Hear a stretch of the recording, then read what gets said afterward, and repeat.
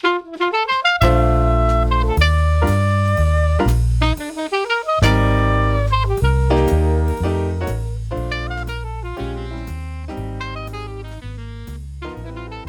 Hardy deserves some mad props for what he has done with the Jazz this season. 8-3 record. It's really incredible. We talked about it on the previous episode that this surprising start kind of came out of nowhere. Even those who were as optimistic as possible on the Jazz really didn't foresee this success coming in this fashion, right? With a connective team, no egos, everybody kind of knowing their place, rightful order of the team and how possessions are allocated. Okay, everybody fitting into their right spots, right? Everybody being their best selves, chemistry, cohesion, buy-in, being on the same page. I think all of that you have to attribute to Will Hardy. Remember back to his press conferences and those interviews that he had at the start of the season. What was his pitch? What did he say were going to be the hallmarks of his coaching tenure with the Jazz? He talked about building relationships, not just with players, but with fellow coaching staff and with the front office. He said relationships were a big thing for him. We've seen that. Okay. He also said accountability, holding his players accountable, was going to be a big step. We're going to talk about that. He also said that he really believed in communication, streamlining communication, and having this two-way street between the front office, the players, the coaching staff. He talked about playing tough, playing hard, and not giving excuses. But here's the thing, everybody says that kind of stuff, right? Just like everybody lost 15 pounds of fat and put on 15 pounds of muscle in the offseason, okay? Like that's your boilerplate new head coach message, okay? So for me, I'm sitting here thinking, hey, that's great, but that's what you expect to hear in those kind of press conferences and interviews.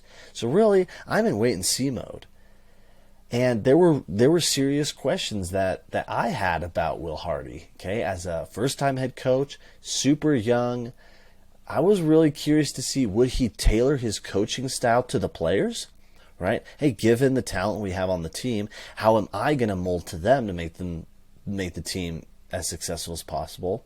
Or would he take a different approach of, hey, the players need to get on board with my plan, my strategy, how I coach? Was he going to prioritize shot distribution strategies? Right? We saw Quinn Snyder really optimize the defense and offense to generate advantages in efficiency just based on being smart where they shoot. Was Will Hardy going to prioritize that? It's a super important piece. Was he going to empower his players, or would he smother them? Would he play the young guys, or would he be more reserved and only play veterans? Would the messages that he is sending out, would they resonate with the players? Would he be able to get the buy-in, get everybody on board with the plan? Okay, that's a super underrated piece, but that's so important. Just getting everybody to buy in, especially when you have players coming from all different teams, all different ecosystems, all with their own motivations for wanting to do well. Would everybody buy into the plan?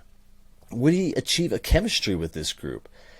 Chemistry to where, hey, they could achieve the best versions of themselves as a collective unit, be more than the sum of the parts. These were all serious questions I had for him, and I think he's answered a lot of these in ways that I didn't expect and much earlier than I expected. I attribute most of this early success to Will. It's really incredible. Clearly, he found an intersection between his style and the strengths of the team, right? The team doesn't really have much rim protection outside of Walker Kessler, but we've been able to craft a really effective defense despite that.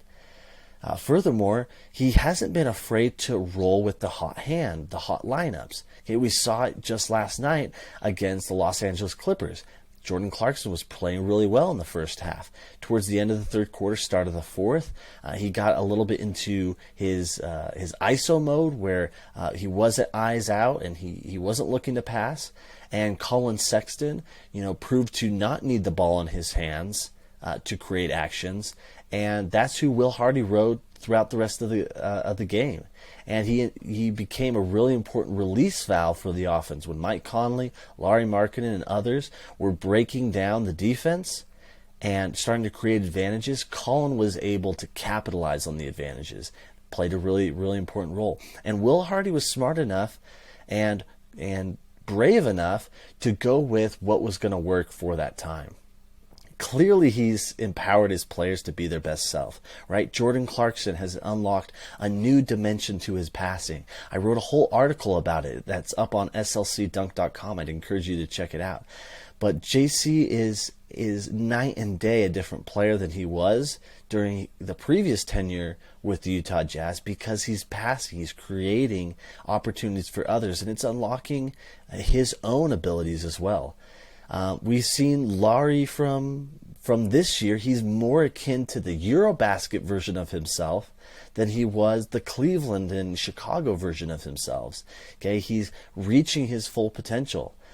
Especially being just an incredible player as a slasher and putting pressure on the rim as a cutter. He's really, really developing a high floor of efficiency. Really, really, really impressed with him.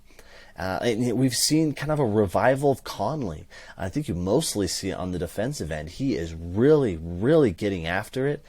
There was a play just last night where John Wall got Conley in the post, and Conley was battling, challenged the shot, and out-rebounded John Wall. Even now, John Wall is a better athlete, faster, bigger, stronger, but Conley's competing, and I thought you saw that last night. Jared Vanderbilt has gotten increased responsibilities for handling the ball, initiating actions.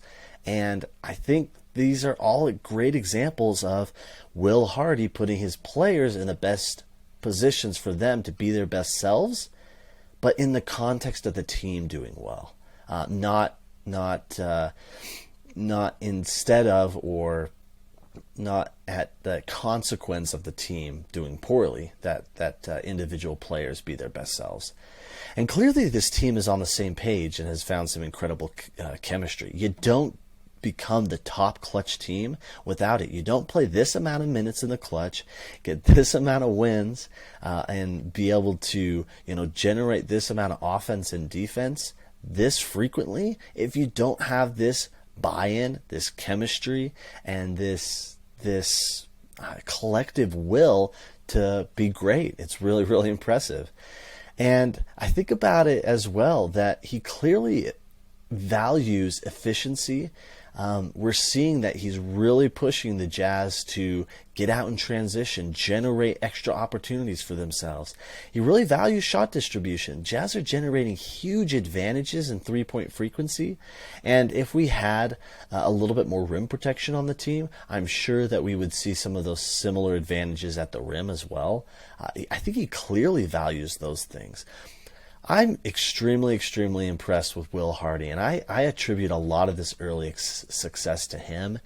He's learning on the fly. He's a young coach, and he's going to make mistakes. But I think even so far, really early, he's shown that he's learning from them, and he's going to improve, and he's going to learn from his mistakes. And I think he's leading by example, and he's so far demonstrating everything that he said was going to be a hallmark of his coaching tenure thus far in these first 11 games. And really, truly, it's maximizing this team in just unprecedented ways. Second in the West, second best record in the West the Jazz have right now, 8-3.